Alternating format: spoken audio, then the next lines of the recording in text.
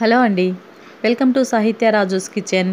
ఈరోజు వీడియోలో దోసకాయని కాల్చి ఏ విధంగా పచ్చడిని ప్రిపేర్ చేసుకోవాలో చూపించబోతున్నాను. ఈ పచ్చడిని విలేజ్లో అయితే కట్టెల పొయ్యి మీద డైరెక్ట్గా దోసకాయని కాల్చి పచ్చడిని ప్రిపేర్ చేస్తారండి. మంచి స్మోకీ ఫ్లేవర్తో ఈ పచ్చడి అనేది సూపర్ టేస్టీగా ఉంటుంది. వేడివేడి అన్నంలోనికే కాకుండా ఇడ్లీ దోశల్లో కూడా ఈ పచ్చడి సూపర్గా ఉంటుంది. మరి ఆ పచ్చడిని ఏ విధంగా ప్రిపేర్ చేసుకోవాలో ప్రాసెస్లోకి వెళ్ళి చూద్దాం రండి. ఈ పచ్చడి కోసము ముందుగా స్టవ్ ఆన్ చేసి ఇటువంటి గ్రిల్ను ఒకటి పెట్టుకోండి. దీనిపై దోసకాయని ఉంచి మీడియం ఫ్లేమ్ మీద కాల్చుకోవాలి. అలాగే చూడండి, మీరు ఇక్కడ ఈ దోసకాయని కాల్చే ముందు చిన్న హోల్ని పెట్టేసి ఈ దోసకాయ చేదు చూసి ఆ తర్వాత ఈ దోసకాయని అన్ని వైపులా తిప్పుకుంటూ మీడియం ఫ్లేమ్ మీద ఈ పై లేయర్ అంతా బ్లాక్ కలర్లోకి టర్న్ అయ్యే వరకు కాల్చి తీసుకోవాలి. ఇలా దోసకాయ అంతా పూర్తిగా బ్లాక్ కలర్లోకి కాలిన తర్వాత ఈ దోసకాయని స్టవ్ ఆపేసి ఒక ప్లేట్లోనికి తీసుకొని పూర్తిగా చల్లారనివ్వాలి. ఇప్పుడు మళ్ళీ ఇదే గ్రిల్ని స్టవ్ పై పెట్టుకోండి. ఇప్పుడు ఈ గ్రిల్ పైన 10 నుంచి 20 వరకు మీ కారానికి తగినట్టుగా ఎండుమిరపకాయలని ఈ విధంగా పేర్చుకున్న తర్వాత ఒక చిన్నుల పైన కూడా ఇలా సైడ్కి పెట్టుకొని లో ఫ్లేమ్ మీద వీటిని కలర్ చేంజ్ అయ్యేంత వరకు కాల్చి తీసుకోండి. ఇలా ఎండుమిరపకాయలని అలాగే వెల్లుల్లిపాయని కాల్చుకున్న తర్వాత ఇప్పుడు వీటిని దోసకాయని తీసుకున్న ప్లేట్లోనికే వీటిని కూడా వేసుకొని పూర్తిగా చల్లారనివ్వాలి. కొంతసేపటికి ఇవి పూర్తిగా చల్లారాయండి. ముందుగా మిక్సీ జార్లోనికి ఎండుమిరపకాయలని వేసుకోండి.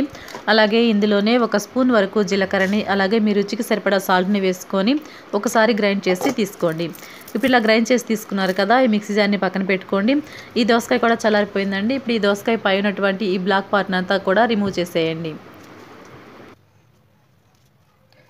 ఇలా దోసకాయనంతా తొక్కు తీసుకున్న తర్వాత ఇప్పుడు ఈ దోసకాయని చిన్న చిన్న ముక్కలుగా కట్ చేసుకొని ఈ దోసకాయ ముక్కల్ని కూడా ముందుగా మిక్సీ వేసుకున్నటువంటి ఎండుమిరపకాయల పొడిలోనికి ఈ దోసకాయ ముక్కల్ని యాడ్ చేసుకోండి.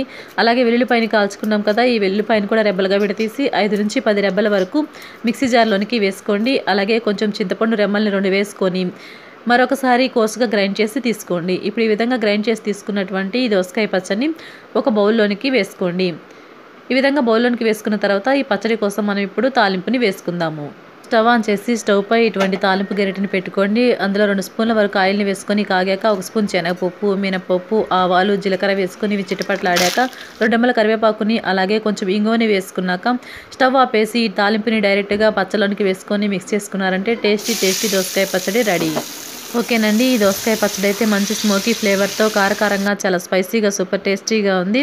ఈ రెసిపీ మీకు కనుక నచ్చినట్లయితే వీడియోకి ఒక లైక్ చేయండి. అలాగే మన ఛానల్ని సబ్స్క్రైబ్ చేసుకొని పక్కనే ఉన్న బెల్ సింబల్ని క్లిక్ చేయండి.